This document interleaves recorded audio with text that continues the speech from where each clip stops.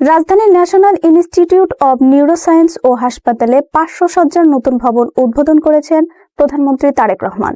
শনিবার 15ই আগস্ট সকাল 10টায় আনুষ্ঠানিকভাবে ভবনটির উদ্বোধন করা হয়। নতুন ভবন চালুর ফলে হাসপাতালটির মোট শয্যা সংখ্যা বেড়ে দাঁড়িয়েছে 1000-এ। উদ্বোধনী অনুষ্ঠানে প্রধানমন্ত্রী হাসপাতাল প্রাঙ্গণে একটি গাছের চারা রোপণ করেন। পরে মোনাজাতে অংশ নেন এবং বেলুন ও পায়রা উড়িয়ে নতুন ভবনের উদ্বোধন করেন। এ সময় প্রধানমন্ত্রীর সহধর্মিণী ডক্টর জুবাইদুর রহমান, স্বাস্থ্যমন্ত্রী সর্দার মোহাম্মদ সাখাওয়াত হোসেন ও সমাজ কল্যাণ মন্ত্রী ডক্টর এজেড-এম জাহিদ হোসেন সহ সংশ্লিষ্টরা উপস্থিত ছিলেন। সংশ্লিষ্টদের দাবি, 1000 শয্যার এই হাসপাতাল দক্ষিণ এশিয়ার সবচেয়ে বড় নিউরোসায়েন্স হাসপাতাল। দেশে স্নায়ু রোগে আক্রান্ত রোগীদের চিকিৎসা সেবা আরও বিস্তৃত করতেই নতুন 500 শয্যা যুক্ত করা হয়েছে। এর আগে 2012 সালে 10 তলা ভবনে 300 শয্যা নিয়ে হাসপাতালটির কার্যক্রম শুরু হয়।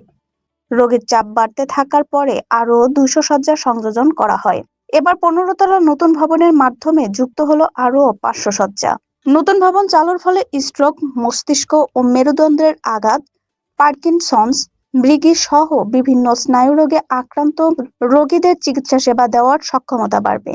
একই সঙ্গে শয্যা সংকটের কারণে রোগীদের ফিরিয়ে দেওয়ার চাপও কমবে বলে আশা করছে সংশ্লিষ্টরা। হাসপাতালে এর সম্প্রসারণ দেশের বিশেষায়িত নিউরোসায়েন্স চিকিৎসায় একটি গুরুত্বপূর্ণ সংযোজন হিসেবে দেখছেন সংশ্লিষ্টরা।